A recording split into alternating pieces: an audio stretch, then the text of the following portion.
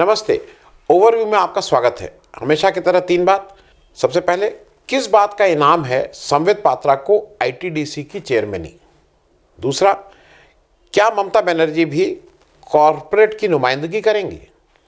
और तीसरा, क्यों देश छोड़ रहे हैं पैसे वाले लोग? तो सबसे पहले बात कर लें संबित पात्रा जी की। संबित पात्रा जी अभी 1-2 दिन पहले ITDC, Indian tourism development corporation के चेयरमैन बना दिए गए। इसको जरा समझ लीजिए, आईटीडीसी का अभी तक सीएमडी होता था और उनके सीएमडी एक जी के वी राव केरला काडर के आईएएस अफसर हैं, 1990 बैच के, और उनको इसका अनुभव भी रहा है। वो आईटीडीसी के सीएमडी बनने से पहले वो केरला में और आंध्र प्रदेश में भी शायद वो सेक्रेटरी और डायरेक्टर टूरिज्म रहे हैं।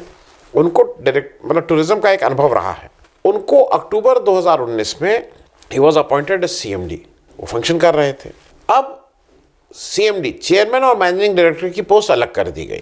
चेयरमैन बना दिए गए हमारे संबित पात्रा जी, और जीवी के राव साहब जो आईएएस हैं वो केवल एमडी रहेंगे। अब मैं चेयरमैन और एमडी का रोल जो मेरी समझ में जो आता है, आपको भी, चेयरमैन गाइड करता है, चेयरमैन दिशा देता है, एमडी रोजमर्रा की चीजें देखता है। He is more of a manager. समझ की दृष्टि से बता दूं, जैसे विश्वविद्यालय है, विश्वविद्यालय का वाइस चांसलर मेरे समझ में हरदम कोई शिक्षाविद होना चाहिए, कोई शिक्षक होना चाहिए। लेकिन रजिस्ट्रार कोई मैनेजर होता है, वो पीसीएस अफसर होते हैं, आईएएस अफसर होते हैं, वो ठीक है। विश्वविद्यालय चलाने के लिए कब तनख्वाह जानी है, किसको अपॉइंटमेंट करना है, कैसे करना है, कब उन्हें, लेकिन जो दिशा देना है वो वाइस चांसलर देता है। तो यहाँ पे वो जो मार्गदर्शन, दिशा, पॉलिसी मेकिंग को स्टीयर करेंगे हमारे संबित पात्रा जी। अब अच्छा, इसको किसने किया है ये भी समझ लीजिए। कोई ये नहीं कि भुलावे में, दोस्ती में कहीं इधर उधर हो गए। Appointment committee of cabinet headed by prime minister, तो मोदी जी ने इनका अपॉइंटमेंट किया है।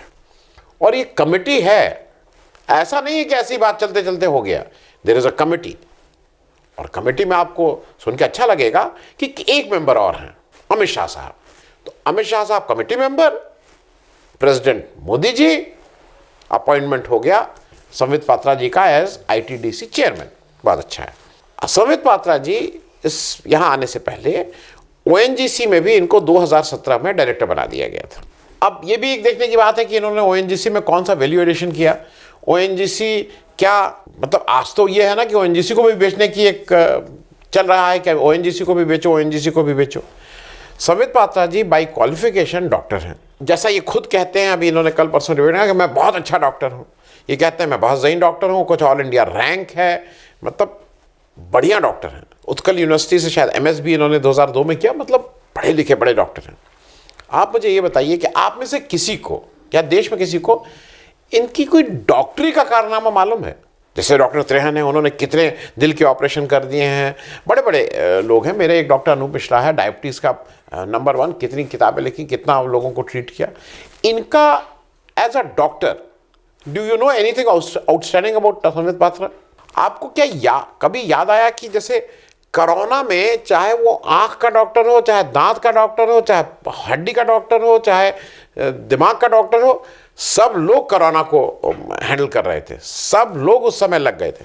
आपने कहीं सुना कि संबित पात्रा जी, जो इतने अपने को ज़हीन और क्वालिफाइड डॉक्टर कहते हैं, ये उस कोरोना काल में कहीं आपको दिखे थे? संबित पात्रा जी ने कहीं कुछ आपने आउटस्टैंडिंग किया? हाँ, एक फ़ोटो आई थी जिसमें ये मास्क सिल रहे थे। तो जो हम लोग जहाँ खाना खिलाने जाते थे, वहाँ पे कुछ महिलाएं थीं जो पढ़ी लिखी नहीं थीं, उनको ही था कि हम लोग क्या कर सकते हैं, तो वो भी मास्क घर में सिल रही थी। ये कुछ मास्क सिलने का काम कर रहे थे उस समय। दूसरा, इनका जो क्वालिफिकेशन है, इनकी क्वालिफिकेशन है कि ये चुनाव लड़े, 2019 का लोकसभा चुनाव लड़े। वहाँ पिनाकी मिश्रा जो बीजेडी के थे, उनसे ये हार गए। तो कोई ये भी नहीं है कि चुनाव के बाद भारी मास्टर हैं कि ये गए और इन्होंने चुनाव देखो ऐसे जीत लिया, और इनकी क्या चीज़, भाई बहुत लोग हैं इतने चुनाव जीत जाते हैं। अब इनकी जो चीज़ हम और आप सामान्य बुद्धि के लोग जो जानते हैं, वो एक ही चीज़ जानते हैं कि ये टीवी पे आते हैं, टीवी पे आके ये हिंदू मुस्लिम, इंडिया पाकिस्तान, राष्ट्रवाद और कुछ इस तरह की बातें करते हैं कि क्या क्या, मतलब उसका जो न सिर न पैर। आप जो भी, और इसको जो लोग बीजेपी के लोग भी देख रहे हैं, क्या ये बीजेपी के टीवी डिबेट में ये बीजेपी का खूबसूरत चेहरा है कि सुधांशु त्रिवेदी जी आते हैं, शाहनवाज साहब आते हैं, और लोग भी आते हैं, देयर आर मेनी। लेकिन बीजेपी का जो सबसे मतलब झगड़ालू, जो डिरेल करने में मास्टर, जो डिबेट कुछ हो रही हो उसको कहीं और कर देने में, ये मास्टरी इनकी ज़रूर है। तो ये भी हो सकता है कि आईटीडीसी बात अब कल के दिन मालूम नहीं यहाँ की करे तो वो कोई चाचा नेहरू की बात करने लगे, या वो पाकिस्तान की बात करने लगे, या वो सिद्धू जी की बात करने लगे, क्या करेंगे नहीं मालूम। क्योंकि ये एक आवश्यक था कि अगर आप एक आईटीडीसी का चेयरमैन बना रहे थे तो कुछ क्वालिफिकेशन तो होती। एक और आयरनी है, क्योंकि ये आयरनी इसलिए मैं बोल रहा हूँ कि शायद ये बीजेपी का जो शीर्ष नेतृत्व है उसका अपने ढंग से एक जवाब देने का तरीका है। दिल्ली कोर्ट ने अभी 2-4-5 दिन पहले, इनके अपॉइंटमेंट से 2-4 दिन पहले, दिल्ली कोर्ट ने पुलिस को एफआईआर करने का निर्देश दिया इनके अगेंस्ट, संबित पात्रा जी के अगेंस्ट। इनके ऊपर आरोप है कि इन्होंने एक अरविंद केजरीवाल जो दिल्ली के चीफ मिनिस्टर, उनकी एक डॉक्टरी वो वाली नहीं जो ये करते हैं डॉक्टरी, जो वीडियो में डॉक्टरी करके एक डॉक्टर वीडियो इन्होंने रिलीज किया।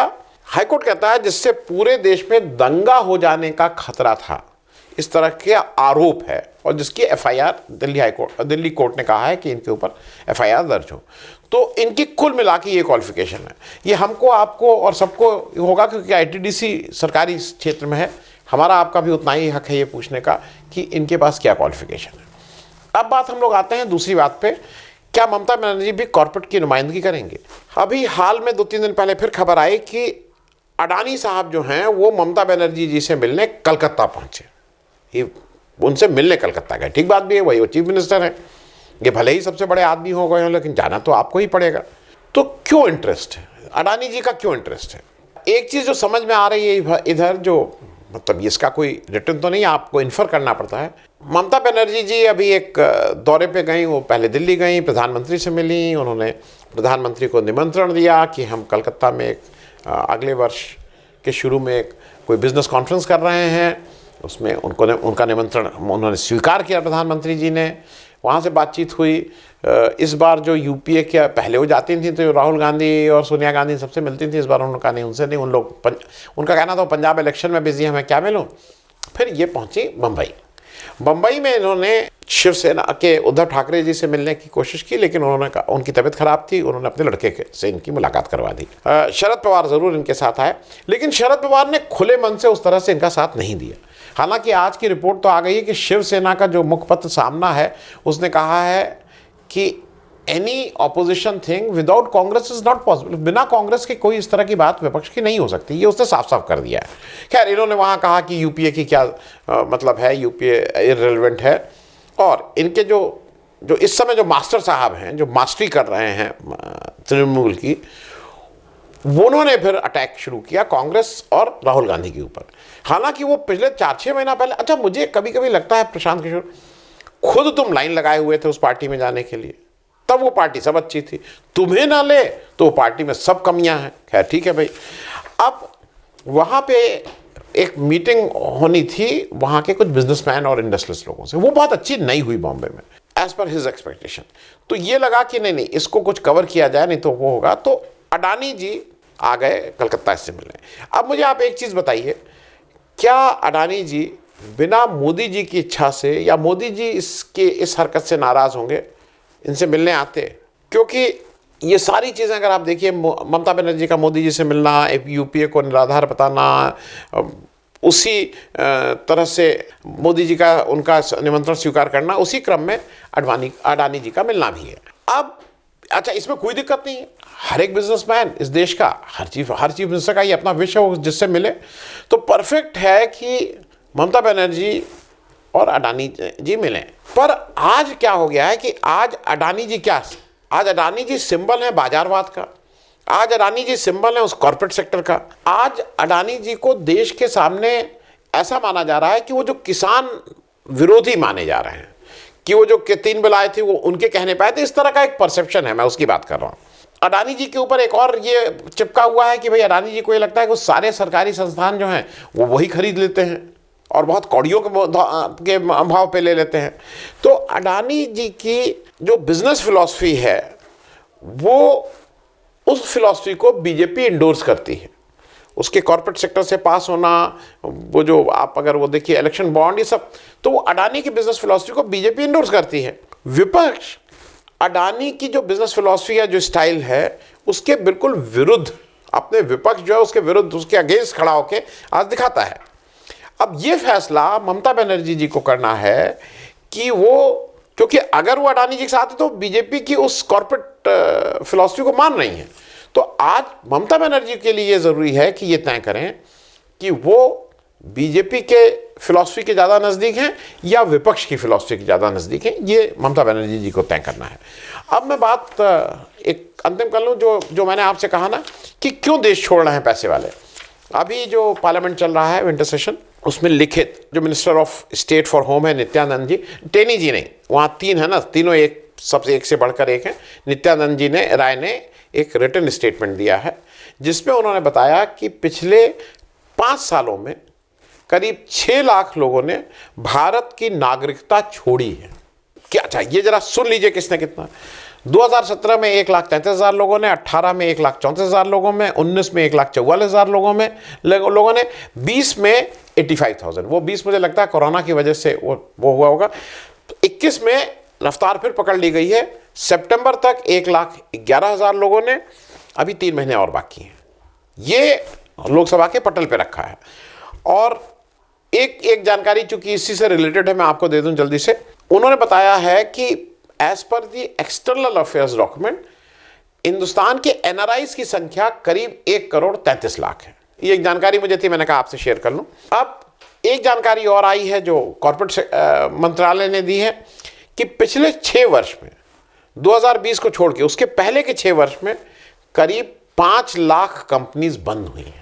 अब ये आपको सोचने की बात है कि हम कितनी तेज तरक्की कर रहे हैं, विकास किस रफ्तार से भागा जा रहा है।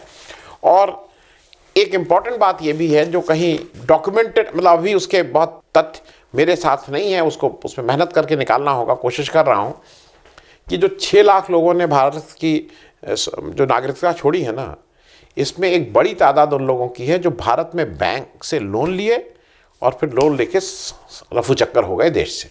उन लोगों की भी एक तादाद है। तो आज के लिए इतना ही। Thank you so much. अगर आपको दी पब्लिक के कार्यक्रम पसंद आते हैं तो इन्हें लाइक करें। अगर आप इस वीडियो को YouTube पर देख रहे हैं तो चैनल को सब्सक्राइब करें, और अगर आप इसे Facebook पर देख रहे हैं तो दी पब्लिक के पेज को लाइक करें। अगर आप चाहते हैं कि हम निष्पक्ष पत्रकारिता को जारी रखते हुए आपसे जुड़े मुद्दों पर सवाल उठाते रहें तो हमें सहयोग करें।